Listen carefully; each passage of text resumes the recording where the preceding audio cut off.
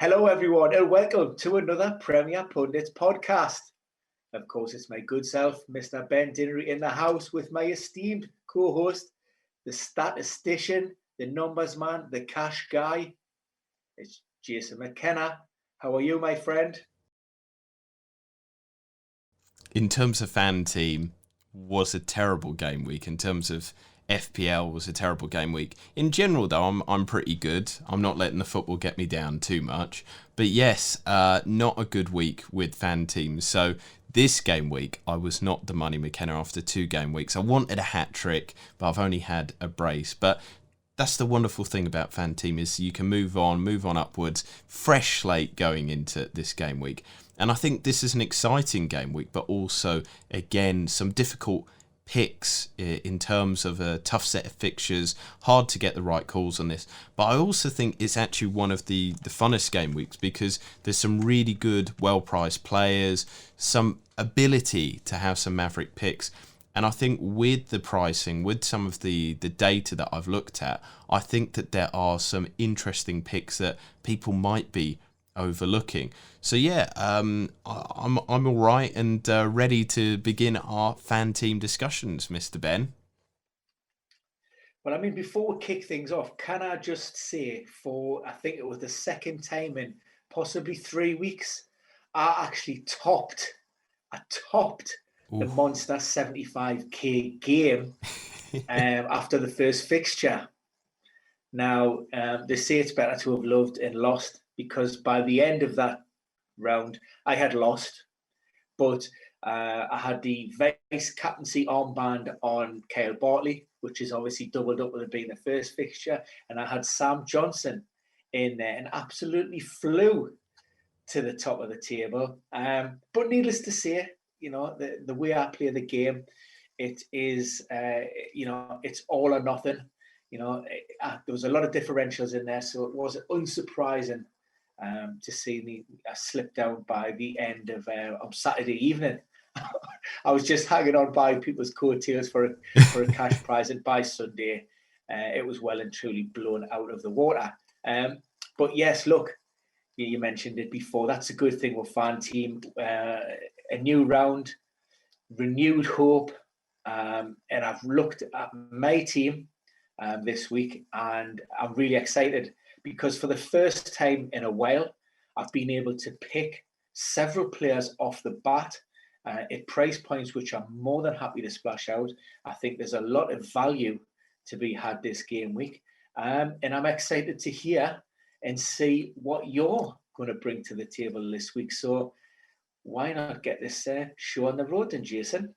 Yeah, I'm dead excited with some of my picks. I think some might be maverick, some might be differential. And this is what we like to talk about here. You know, your differential Dennery. I've got, you know, some kind of good data to back some of these picks up. But I think one of the things that you will like, and of course we will come to our head-to-head a little bit later in the show. But you did back West Brom last game week. And, well, putting the team up on screen now, and I do have not one but 2 West Brom assets in my side. Now, of course, as we said last game week, these aren't locked in. There could be injuries, there could be other things.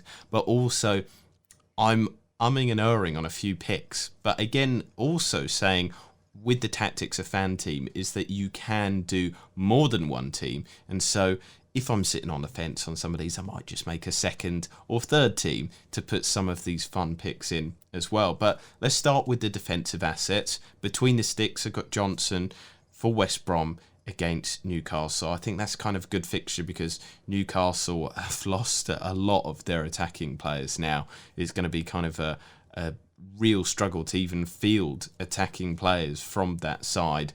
Chilwell, Reguilon, Cancelo and Diaz. So Chilwell is playing Everton, Reguilon playing Crystal Palace, and Cancelo is playing Manchester United along with Diaz. So kind of going through my thinking, as I said there, Johnson, I think West Brom can expect a a clean sheet against Newcastle, because Newcastle through this season have been ebbing and flowing, not great football, and there's a lot of pressure on Steve Bruce now as well. There's some things come out in the news today and through this week about arguments within the camp.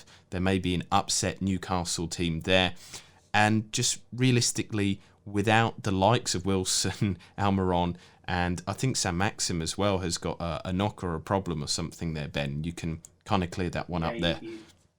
But the problems for Newcastle are as long as your arm in terms of a list-wise. And so where's the goals going to come from? They've already been struggling with scoring goals through this season. So I think this is actually quite a nice fixture. And Johnson's price is 7.9. It's slightly higher than usual, but that's because this fixture is a nice one. So that's the kind of justification there. Chilwell, great defensive data for Chelsea. They just look so good, so defensively strong under Tuchel. At times, I think it's cost them in terms of attacking ability. It's a little bit boring. But yeah, the Blues have been best for big chances, and XG conceded over the last 6 game weeks. So I think this could be another clean sheet for the Blues, because they play an Everton side that have struggled at times to kind of get going. The other thing is the reason why I've gone for Chilwell is because he's the most expensive Chelsea player on Fan Team. And so how the game works is, if he doesn't start from the beginning, then I'll get somebody subbed in, and I'm just kind of protecting myself in that sense. I'd like Chilwell to play. I think there's an ability to maybe for him to get an assist or something. But if that doesn't happen, I'll be happy with a clean sheet against Everton. Reguilon, Crystal Palace, basically no attack, no element of creativity from that side. But the flip side is Reguilon has an ability to create, to assist, and Harry Kane, Son, all those Tottenham assets will be looking at that game, licking their lips against Crystal Palace. And it is at the Tottenham Stadium, although again, we've kind of discussed home and away isn't making too much of a difference at the moment. And then finally, it is the double up of Manchester City assets. There's a lot of discussion points that I'll go into on this one, and I'll kind of get onto that as well with maybe one of the picks that isn't in my side that I'm considering. But Manchester United are struggling against Big Six sides this season. If you look at the data, there's only been 1 goal in the last 6 games against top 6 sides. So there's lots of 0-0s, lots of no goals, lots of clean sheets. I think realistically, Manchester City should expect to win that game. So I can see there being a clean sheet for Man City. That's good for the double up. But there's also this fact, and this is the reason why I've got Diaz in, is he's good for set pieces. We've seen that there's been marginal gains made by Manchester City this season in terms of goal scoring from set pieces. 2 seasons ago, there was a lot of criticism about their ability to score those. Diaz is good in the air, so is John Stones, and so I'm kind of going with Diaz just because he was, like, again, nicely priced, so that if he doesn't start or if there's a change around, but realistically he is the one that is going to start the most. And also Manchester United have conceded the 5th most set pieces this season from goals, so again, that is kind of my reasoning there for that back line. So let's just talk through those assets there, Ben, and then I'll tell you about 2 temptations that I have. A bit of a throwback to the 80s there, temptation. But Who sang it though, Jason? Oh, that's going to annoy me. Temptation. Go on, you're going to have to put me out. Desire, temptation. Is it Heaven 17? Can't remember what I've... Is it Heaven 17? No. I forgot. I've absolutely forgot myself. I will remember as we go through. But looking at your team, Jace, look, I'm not one for sentiment in football, but after last week's performance, and we are recording on Thursday evening, so the final whistle has just gone down at the Hawthorns with the Baggies narrowly losing out to Everton. However, I'm happy to keep faith in Sam Johnson and Bartley. I think, as far as potential clean sheets go this weekend, the baggies look nailed. You said it yourself. With Wilson out the team, it's bad enough. Take Almiron, take Alan Saint-Maxim out, and you're scratching your head at where it will come from.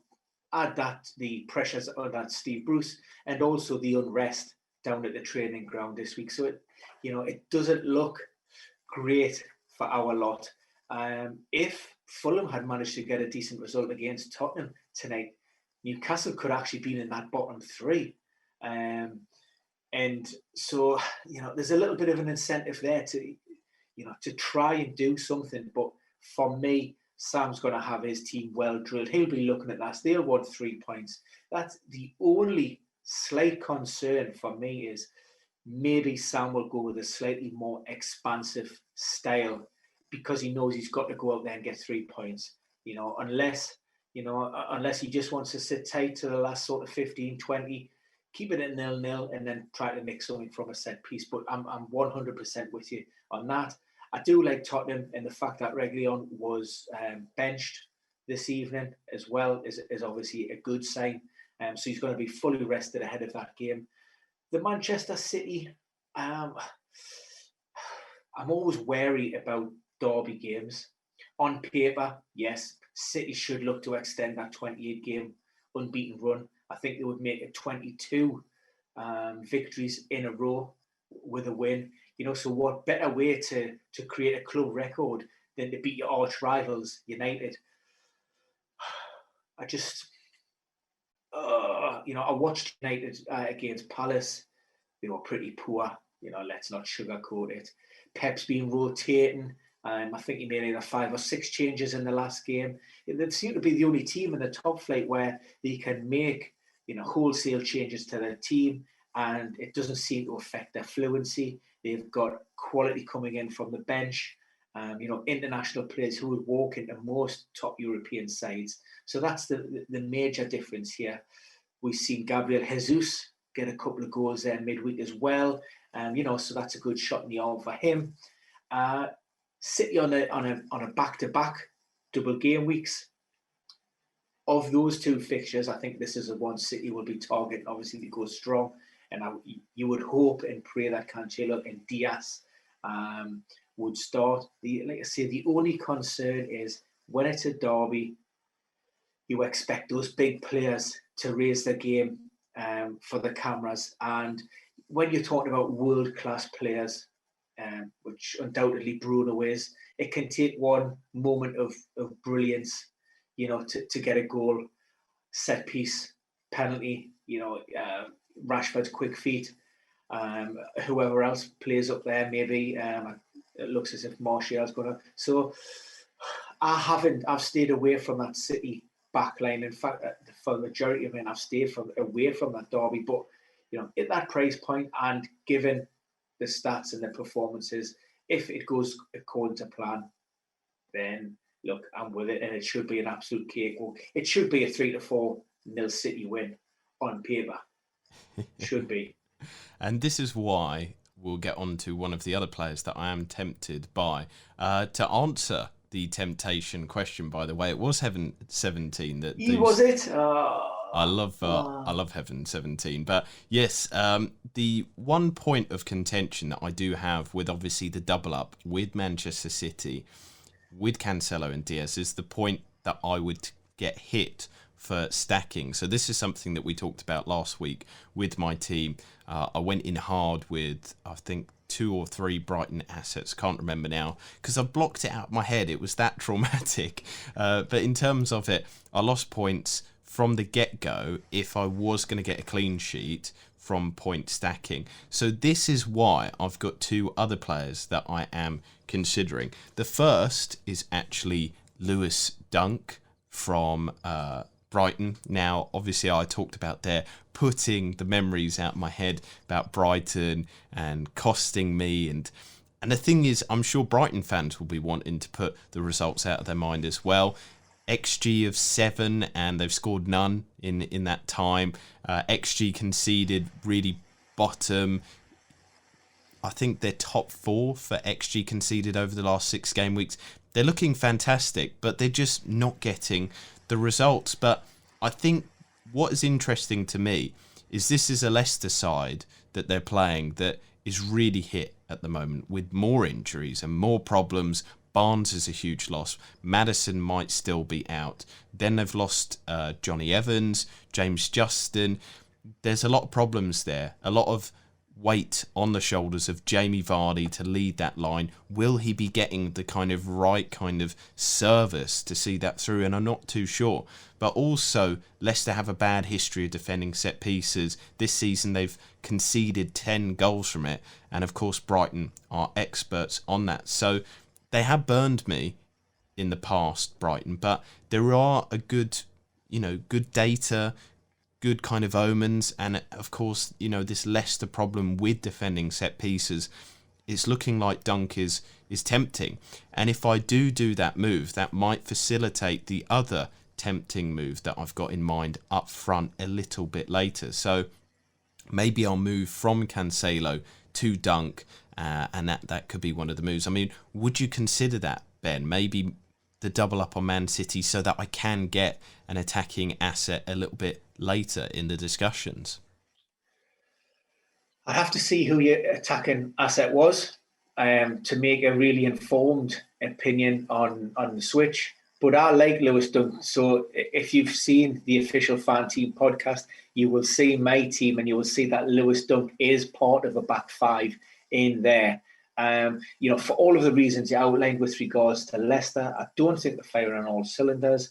I think that they're missing that creative spark. Ayoze Perez is also, he's not great, but at least he brings something to the party.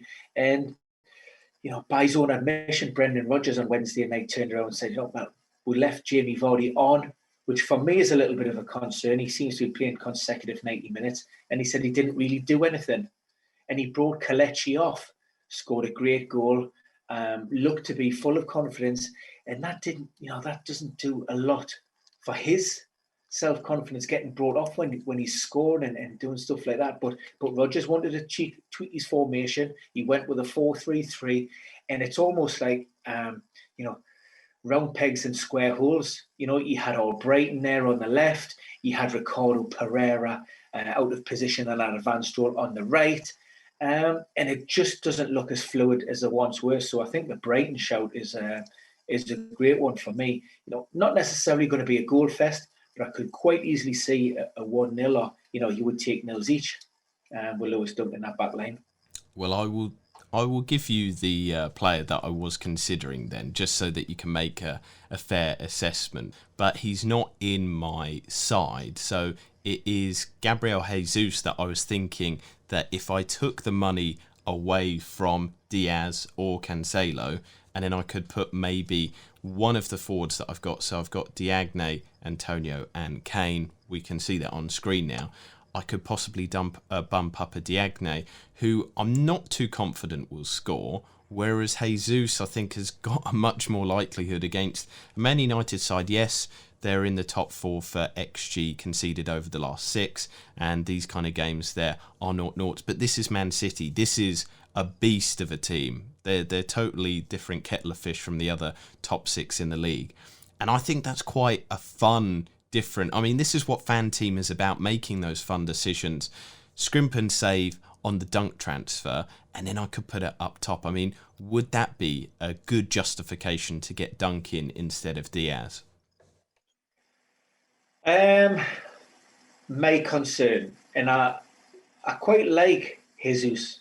I've got him in on other platforms and actually benefited from his brace midweek.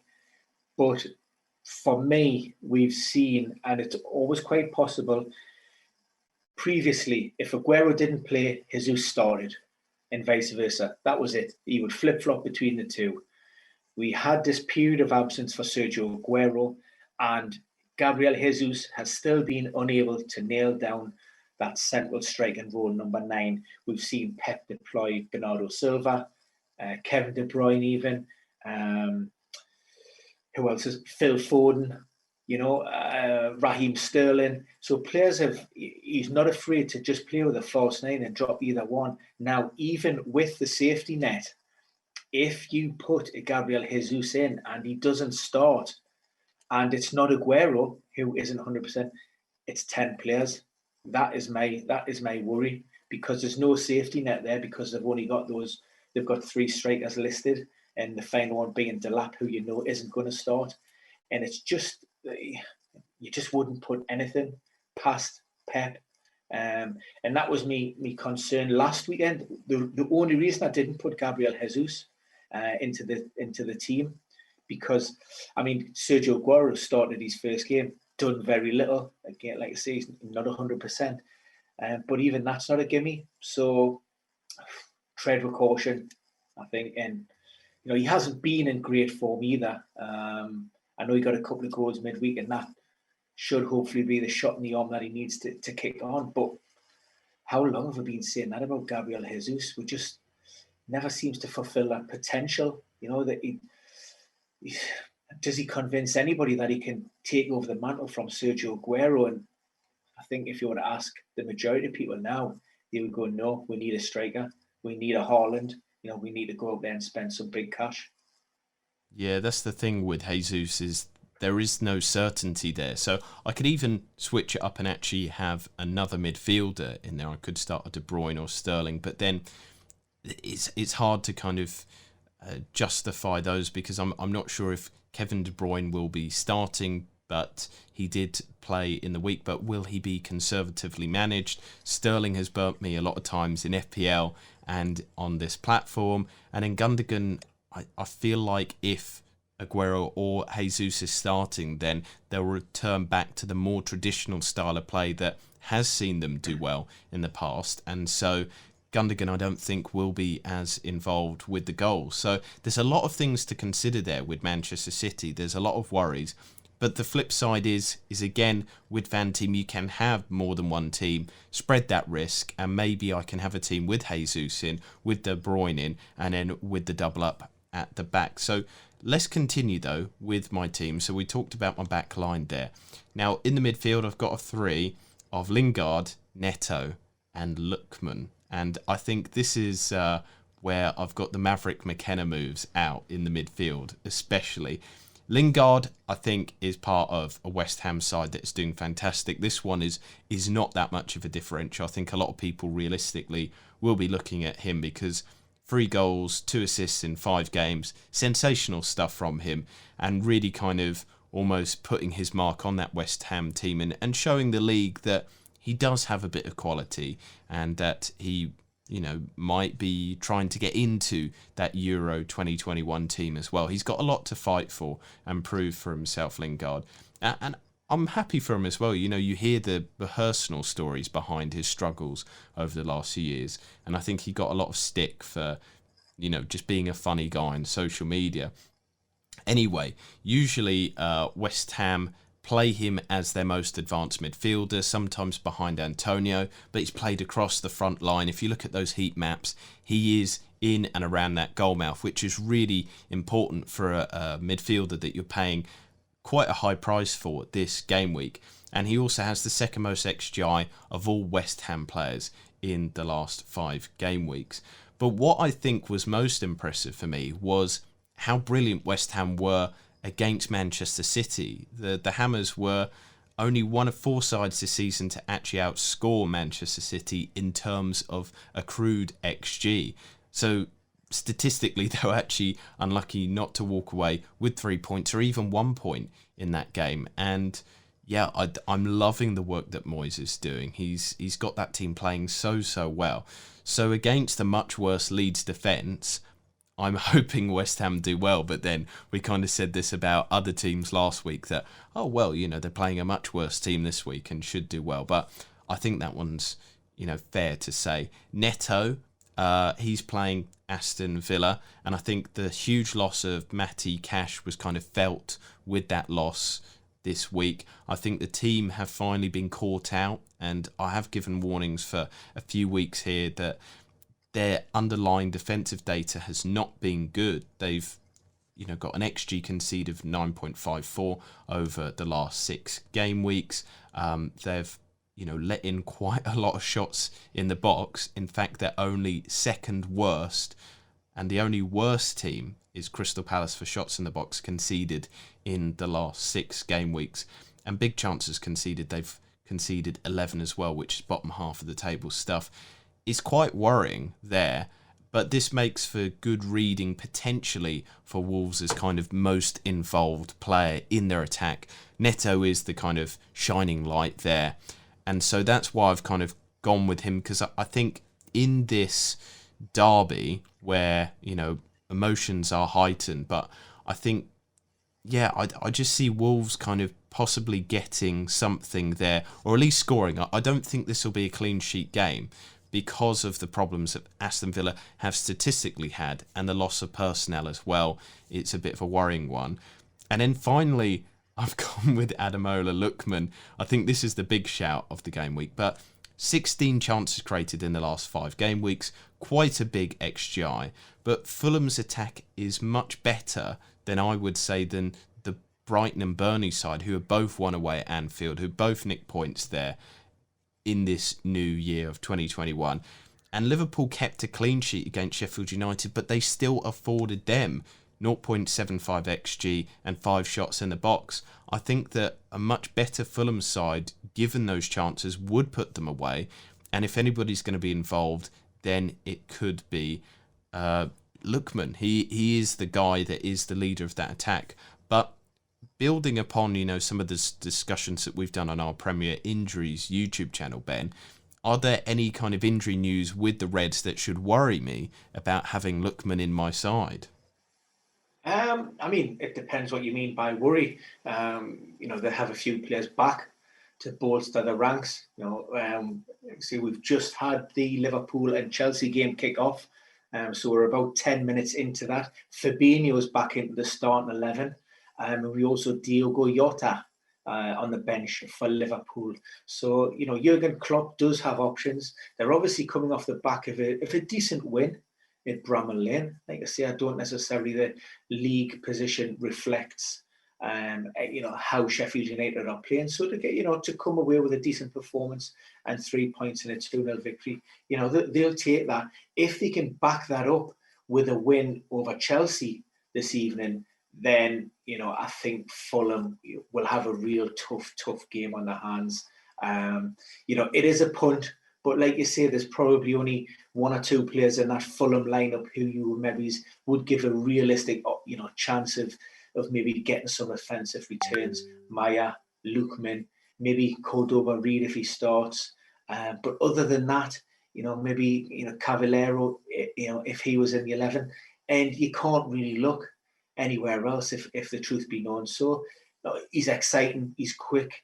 He's a little bit of a rough diamond, let's just say, but he's earning a lot of plaudits. And at 5.6 million, like I say, he's a bit of an enabler. And if he can look elsewhere and go strong in other departments, then I think he's a good shout. Yeah, the thing is as well for me, that was Liverpool's only clean sheet in their last 6 game weeks. 9.99 XG conceded over that time. Lots of shots in the box conceded. A fair amount of big chances conceded. In fact, they are bottom 4 in the Premier League table. This isn't a Liverpool team that's really found its feet yet. Again, I'm just kind of banking on, with this Maverick move, that the problems are going to persist with Liverpool.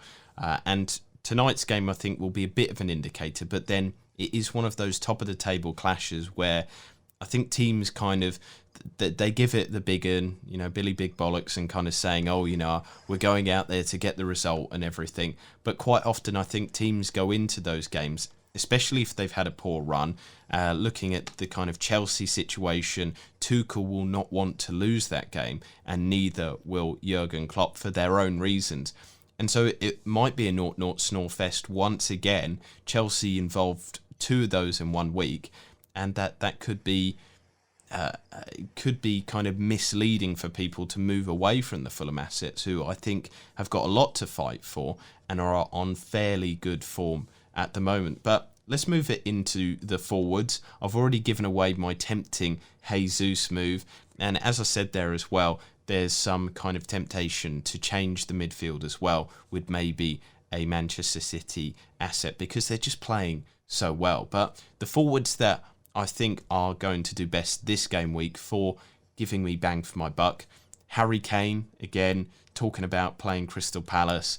We said that Reguilon's good because of the clean sheet, and I think Kane integral to that Tottenham attack and playing Crystal Palace, who just aren't really kicking on at the moment, really kind of poor in form. So hopefully that will be a good one for him. And then Mikel Antonio, I've already described how good the West Ham attack has been.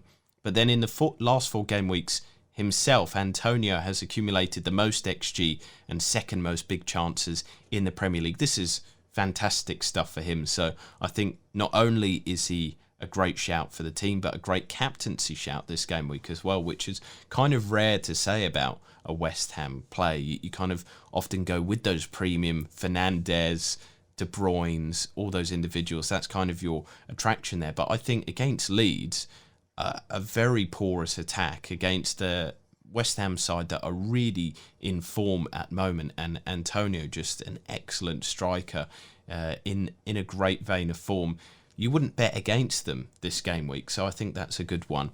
And the final one is Diagne from West Brom. I hope I've not butchered his name again. I think the big debate between me and you, Ben, is not just about whether to get him in our teams, but how to say his damned surname. So I think every game we come in with a different pronunciation. But in terms of it, if he's listening, I apologise. But I've got you in my fan team, so I'm backing you this week, mate. In terms of it, it's not a one that I'm 100% keen on, and this is probably the weakest link in the chain that is my team. And again, I'm reminded by a song, Fleetwood Mac, The Chain, but we're going off on another musical route there. We'll keep it on track here. He has great XGI over the last 6, above 3 XGI, pretty good XG. And the thing is as well, with the fixture that he's involved in, like you said there, Ben, Big Sam will be going into this. He knows that he needs to pick up 3 points. So there is that opportunity for attacking chances. But he is also a good focal point for set pieces, for the long balls up top. And so this is something that historically we know Big Sam has been good at. He's great at working with big, strong strikers. And he loves working on the marginal gains of set pieces. He kind of, when he goes into teams, he brings it back to bare bones. He goes to basics, and Diagne will kind of suit that. So that is my kind of pick there. And as said, Jesus is a tempting move, but there is a lot of worries as well. 4 goals and 2 assists since game week 21, when he's kind of been more in the side. But there is a lot of considerations there. So that is my team for this game week, and we've had kind of good discussions there. I mean, what do you think about that forward line? Do you like them? Do you agree with them? Who would you change? I kind of disagree with it too much, because I've went with Diagne and also Antonio. Antonio, by the way, has my armband as it currently stands. I think, again, when you look at Leeds, you want the Leeds that turned up or failed to turn up against Aston Villa, as opposed to the Leeds that played against Southampton. They've got to be one of the most frustrating teams this season, in my opinion. You just never know what you're going to get with them. I had them absolute bankers against Aston Villa, and that 1-0 defeat, that honestly, that was that was a hammer blow, because I had Leeds players throughout all of my fan teams last weekend. Rafinha, Bamford, even. I even went Bamford, believe it or not. And Sorry, I was left. I was Am let I down. talking to Ben Dinnery? Is this the real Ben Dinnery? Will he please stand up? I mean, come on now. I had fan team fever. It was the dollar signs flashing in the eyes, and I just thought I couldn't look past that, and for them to draw. So maybe I've got the arm brand on Antonio. Maybe it's more of an emotive pick, and I'm still smarting a little bit, but I'm expecting West Ham to do a little bit of a job on them. Like I say, I've got Lingard and Antonio. And Harry Kane, look, I know what you're saying. Crystal Palace, horrendous defensive problems. They are coming off the back of two consecutive clean sheets. They know how to kill matches at the moment. They killed the one against United on Wednesday night. No team really deserved to win that. And it was just a horrible, horrible game, really. But Palace will take that. Roy Hodgson will be loving it. He's dropped Kouyaté back in alongside Gary Cahill, and he's dropped Scott Dann. Joel Ward, man of the match performance against United. So they're doing okay. Yes, I just don't think Tottenham are firing on all cylinders as well. He scraped a victory against Fulham tonight. Dubious. I think Maya had a goal disallowed, which was against a handball against Lamina. And by all accounts, that was rather unfortunate. VAR decision, which shouldn't have been really. Otherwise, it would have been a share of the spoils. So I think it depends again on how Tottenham's set up. Will we see Gareth Bale back in the starting 11 for Tottenham, which would be his third Premier League start in a week? You'd have to suggest that it's probably a bridge too far, given the fact that we know his injury problems and he hasn't been 100%. Sunday to Thursday is fine. Thursday to Sunday, when you've already played two games, well, that's another question. So we'll wait to be, seen on that. So the one reservation or question mark would be maybe over Harry Kane, just at the price for 13.5 million. For me, I just went with a 2, I went with a 5-3-2, and my one and only sort of major outlay in my premium asset was with Kevin De Bruyne. I just think big time player, Derby on the biggest stage. What better way to surpass the club record, than to go out and strut your stuff. I think on the official podcast, akin to a peacock going out there and strutting his tail and playing out big Billy Big Bollocks and showing who's the man. And I think Kevin De Bruyne will do that on Sunday. There'll be a lot of talk about Bruno and Rashford and who's this, that, and the other. People will look at Gundogan, and Gundogan is probably the savvy pick in terms of the data. And in fact, he's 0.2, I think, less as well. But for me, it's going to be the man for the big occasion, and it'll be Kevin De Bruyne.